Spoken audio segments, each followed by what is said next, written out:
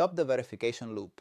If you're stuck on the can't verify your subscription error on Macs, you're in the right place. Today, I'll show you how to fix this on Apple TV, Roku, and smart TVs in under 2 minutes. This error usually happens when the app's handshake with your device or billing provider fails. It's frustrating, but usually solved by clearing the system-level cache. Let's start with Apple TV. The most common culprit here is the built-in TV provider setting overriding your Mac's login. Go to your Apple TV settings, select Users and Accounts, then TV Provider. Find Macs in the list and toggle Allow TV Provider Access to Off. This forces the app to use your direct credentials. Moving to Roku, a standard update often isn't enough here. You need what we call a clean reinstall. Highlight the Macs app, press the star button on your remote, and select Remove. Don't worry, your watch history is stored on Mac's servers, not the device. This is the critical step. Go to Settings, then System, and perform a system restart. This clears the Roku's internal cache.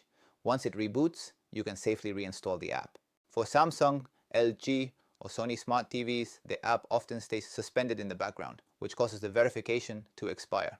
Unplug your TV from the wall for a full 60 seconds. While it's unplugged, hold the physical power button on the TV itself for 15 seconds. This fully drains the capacitors and clears the app cache. If that still fails, go to your network settings and manually set your DNS to 8.8.8.8.